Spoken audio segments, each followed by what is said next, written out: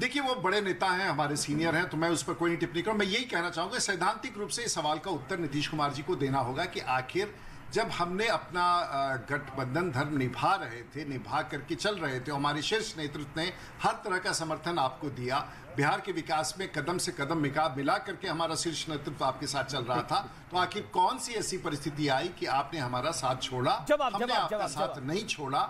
लेकिन ये बड़ा सवाल है। जी, लेकिन मैं जरूर आनंद माधव से इसका जवाब देता हूं। आनंद माधव, क्या कहना चाहते हैं आप? मैं ये कहूँगी नीतीश कुमार जी पहले दिन से ही इस गठबंधन में सफोकेशन महसूस कर रहे थे। क्यों, आपको कैसे पहले दिन से ही नीतीश कुमार जी ये स्पष्ट है, ये कई बार आया है। मंत्रिमंडल को के विस्तार के लिए भी उनको 3 महीने 4 महीने 5 महीने का इंतजार करना पड़ा, कोई निर्णय लेने के लिए करना पड़ा। खुले मन से उन्होंने प्रधानमंत्री से यह निवेदन किया, साग्रह निवेदन किया कि पटना विश्वविद्यालय को आप सेंट्रल यूनिवर्सिटी घोषित कीजिए, उसको उन्होंने नकार दिया। एक मुख्यमंत्री और नीतीश कुमार ऐसे व्यक्तित्व को उन्होंने मना कर दिया कि नहीं हुआ, और आज तक नहीं हुआ।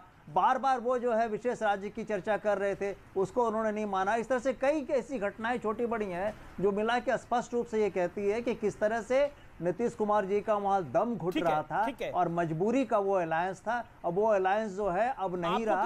और मैंने जैसा कि आपको स्पष्ट कहा, मैं ये मान करके बुराई सुख चाहे कैसे पावे। देखिए, जैसे कांग्रेस के प्रवक्ता ने कहा कि भारतीय जनता पार्टी ने जो रीजनल पार्टी था उसको डोरमेट बना दिया। मुझे तो ऐसा लगता है कि जितने रीजनल पार्टी है उन्होंने कांग्रेस को डोरमेट की तरह यूज किया है, और कांग्रेस जहां जहां रीजनल पार्टी के साथ आई है, कांग्रेस पार्टी जो है वो चौथे पांचवें नंबर पर चली गई है। एक दूसरी बात, मैं तो विश्लेषण कर रहा हूं सर, आप क्यों प्रताड़ित महसूस कर रहे हैं? आप जरा देखिए राष्ट्रीय फलक से आप कहां पर पहुंच रहे हैं। दूसरे अरे सर, मैं पॉलिटिकल साइंस पढ़ाता हूं। अरे भाई साहब, मैं इंडियन गवर्नमेंट एंड पॉलिटिक्स पढ़ाता हूं। स्वीकार कीजिए, क्यों आप परेशान हो जा रहे हैं? हम इस पर हम परेशान नहीं हो रहे हैं। विश्लेषक न्यूट्रल होता है, विश्लेषक कभी एक पक्षीय नहीं होता है। आपके दरबार में तो सोनिया गांधी जी के दरबार में एडिटर हुआ करते थे बैठ करके, और टेलीविजन चैनल पर और एडिटोरियल लिखा करते थे। आप परेशान हो जा रहे हैं, एक सामान्य विश्लेषक के विश्लेषण से आप उत्तेजित हो जा रहे हैं। तो आप जरा देखिए ना कि राष्ट्रीय फलक पर सच को स्वीकार करने के लिए तैयार नहीं है। रीजनल पार्टी है, सब हो जा रहे हैं अपने यही तो मैं विश्लेषण कर रहा हूं। रही बात विश्लेषक का मतलब होता है न्यूट्रल और सबकी सोच पर अभी विश्लेषक बिल्कुल आपकी बात सही है, लेकिन देखिए, मुझे लगता है कांग्रेस फोकस करे बिहार पर, कांग्रेस फोकस करे पर्सनल अटैक से कुछ नहीं होगा। अपनी पार्टी पर इतना यदि ध्यान आप अपनी पार्टी पर दे लेते तो उसका ठीक है। प्रोफेसर आगे एक सेकंड, सुभ्राष्ट्रा कुछ कहना चाह रही है, माधव आनंद जी कुछ कहना चाह रहे हैं, छोड़ दीजिए आप। अरे ठीक है, आनंद माधव पार्टी पे प्रोफेसर रागी महत्वपूर्ण नहीं है। इस बार आपको कैबिनेट में कितने बर्थ मिलेंगे बिहार में, वो महत्वपूर्ण है। Focus on that is more important for you. आप कहां लगे हुए हैं? प्रोफेसर रागी फंसा रहे हैं आपको और आप फंस रहे हैं। आपको फोकस करना है बर्थ कितने मिलेंगे आपको फोकस करना है कौन सा मंत्रालय आप लोगों को मिल रहा है, मिलेगा और या नहीं। इसी बात पर चर्चा हो रही है कांग्रेस के अंदर इस समय कि मंत्रालय कौन सा मिलेगा कौन सा नहीं मिलेगा, क्योंकि खबर ये आ रही है कि गृह मंत्रालय, वित्त मंत्रालय सब आरजेडी ने ले लिया है। लेकिन एक सेकंड, नहीं, ये मसला हमारा आपका बिल्कुल नहीं होगा, लेकिन फोकस तो करना पड़ेगा ना जी। आपस में जो हमारे फोकस तो करना पड़ेगा ना। Okay professor Ragi hold on. Okay you made your point.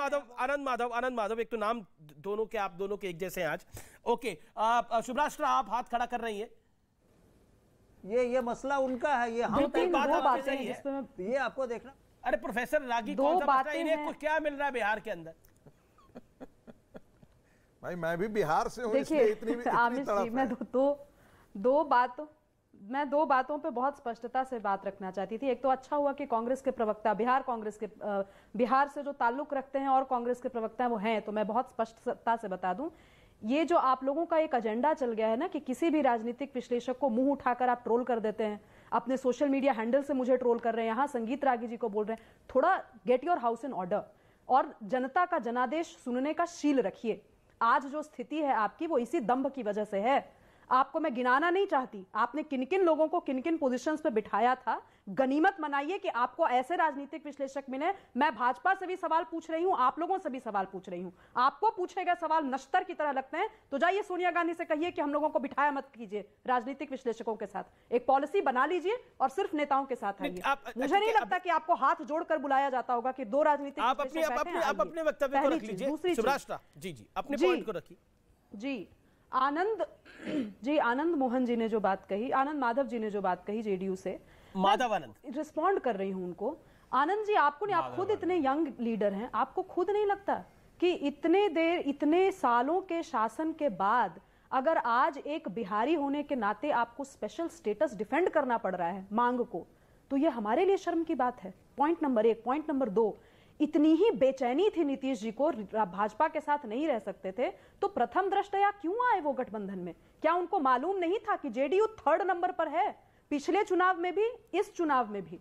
और जब 2015 में मैंने नीतीश जी के लिए काम किया है, तो मैं स्पष्ट बता दूं, तब भी वो 2nd लार्जेस्ट पार्टी, वो जो भी उसके नंबर्स थे वो राजद से ज्यादा नहीं थे। तो कहने का मतलब यह है, नीतीश जी को गठबंधन के साथ चलने की अब आदत बना लेनी चाहिए। उन्होंने पहले 2 टर्म के बाद कोई ऐसा युगांतकारी कार्य नहीं किया कि वो जनता के बीच जा सके। ये मैं नीतीश जी की कट्टर महिला समर्थक होने के बावजूद कह रही हूं। अंतिम बात, जिस मूवमेंट से ये लोग खड़े हुए हैं, चाहे वो लालू जी हो या नीतीश जी हो, अंतिम मुख्यमंत्री जो हमारे यहां हुए सोशलिस्ट कुनबे से, अंतिम मुख्यमंत्री वही थे जिनकी पॉलिसीज पर ये दोनों, लालू हो या नीतीश हो, ये काम करते आ रहे हैं। इसीलिए कुछ नवीन किया हो, कुछ नया किया हो, कोई नया अध्याय जोड़ा हो तो बताइएगा। और अब आमिष जी, मैं ये एक बहुत न्यूट्रल बात करना चाहती हूँ जनता की तरफ से, अब बिहार समाजवाद से पक चुका है।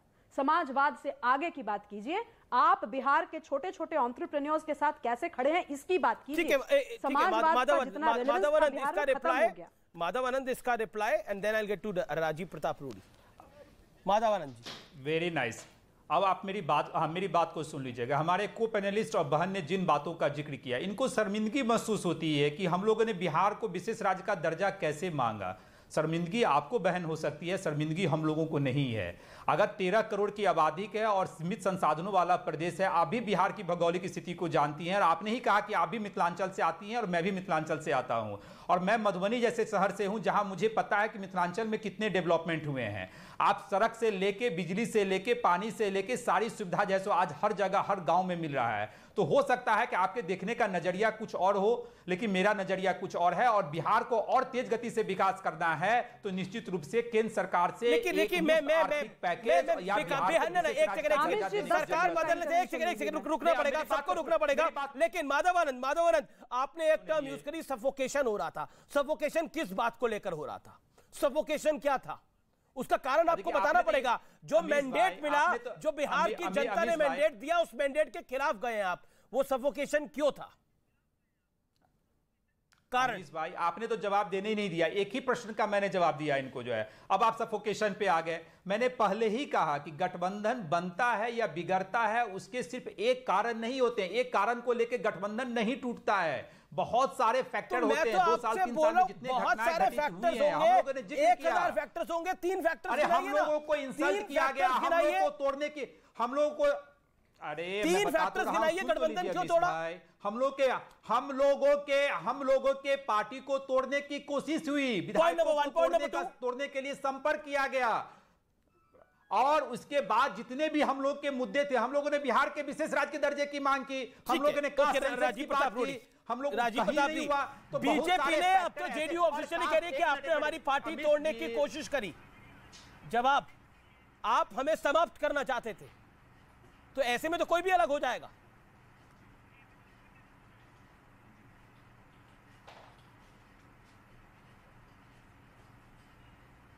रूडी जी,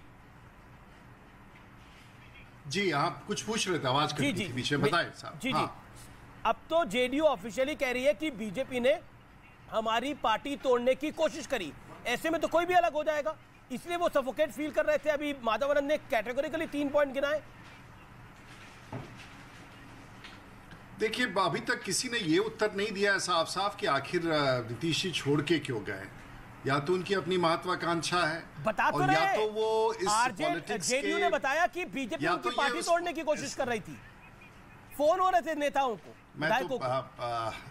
मैं सिर्फ इतना ही कहना चाहूंगा, या तो कोई घोर महत्वाकांक्षा के कारण अपने स्वाभिमान को ताक पर रख करके वहां गए हैं, और या तो फिर ये राजनीति उन्होंने देख लिया कि बिहार में इस प्रकार की राजनीति कुर्सी पर बने रहने में सफल राजनीति है, और कहीं ना कहीं उसमें राज्य हित से ज़्यादा व्यक्तिगत हित का एक सवाल उठ के आता है।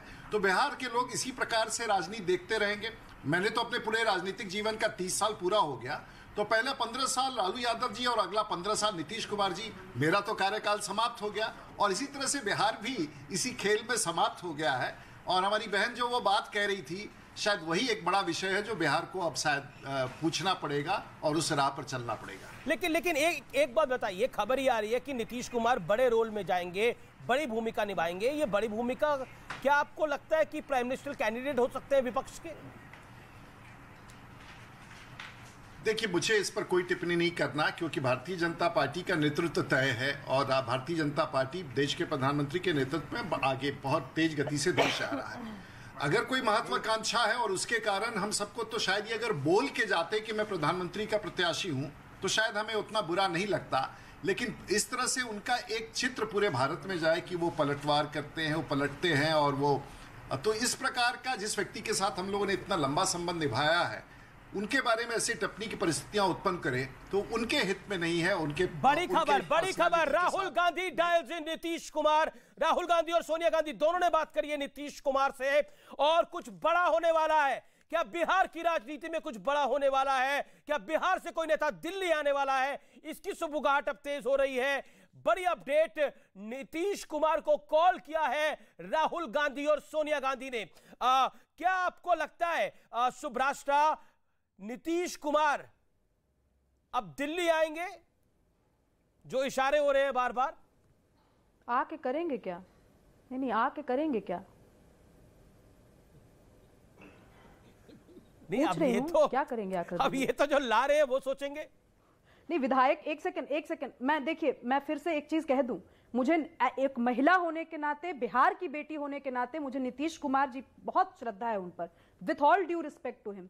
आज तक विधायक का चुनाव तो लड़े नहीं नीतीश जी, हमेशा दूसरे रूट से चीफ मिनिस्टर के पद पर भी जाते रहे, सांसद भी नहीं रहे हैं, अभी वो सांसद भी नहीं है। तो दिल्ली जाकर के क्या करेंगे? ठीक है, माधवानंद 10 सेकंड, माधवानंद, दिल्ली आएंगे नहीं आएंगे नीतीश कुमार? राहुल और सोनिया के बुलाने पर मंत्री हैं, और अभी तो बिहार के मुख्यमंत्री हैं और आगे भी बिहार वासियों की सेवा करते रहेंगे। भविष्य में उनकी भूमिका क्या होगी केंद्र में, उस पे अभी भविष्यवाणी करना लगता है मेरे ठीक है। ओके राजीव, ठीक है, thank you so much. Bhasmasur पाला था बीजेपी ने। क्या कह रहे हैं? भस्मासुर पाला? बीजेपी ने भस्मासुर पाला था। चलिए, ये आपके वर्ड है, लेकिन राजनीति में सब कुछ होता है, वार होता है, पलटवार होता है, ये तो हम आमतौर पे सुनते हैं। लेकिन पलटू राम कोई होता है, और इतने जबरदस्त तरीके से होता है, इसके लाइव दर्शन आपको हो रहे हैं जी, कर लीजिए। ये भी राजनीति में गजब का गठजोड़ है, पलटू राम और नीतीश जी का। नमस्कार।